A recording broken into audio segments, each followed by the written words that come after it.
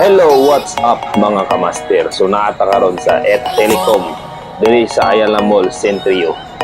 So diri magkuha mig cellphone na latest sa Realme na mga gadget na cellphone. So among kaon is Realme 12 Pro Plus siya. Nara, kita ninyo di ba? 25,000 ang iyang kuan pero ang among i-down is 100 pesos lang. Ingana siya ka the best, di ba? Pwede pagid wala pagid down.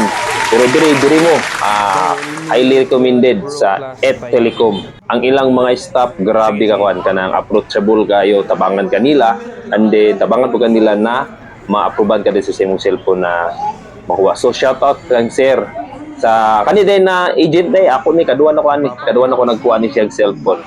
So karon ni balik ko para mo bago na cellphone. So unboxing reveal na sa mga master, mga buddy, mga kamaster, no, mga kabady, mga kaludi, mga kakuya dia. So mo ni siya, i-unbox na nila ang Realme 12 Pro Plus.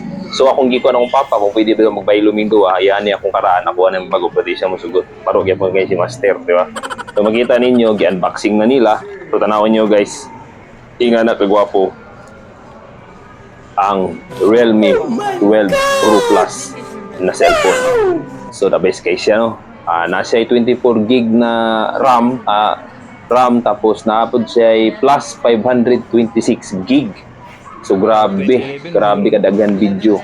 Sa video, pictures, games mo ma-download ani.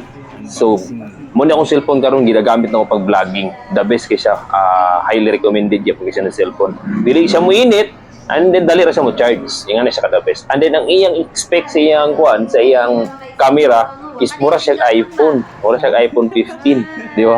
Yung ano siya kadabis ko apo siya kuha sa mga pictures kung mag-picture ka. So gipakuan na lang po din sa akong papa, kumbaga gipakuan na lang po na mag tempered glass kay gabi man ka sensitive daw na cellphone kung dili nimo siya i-tempered glass. So gipa-tempered glass na lang po na. So shout out sa latanan mga taga ET Telecom. Highly recommended mo di tanan sir. So tanan gusto mo kuwag cellphone na di mo gasto, go na.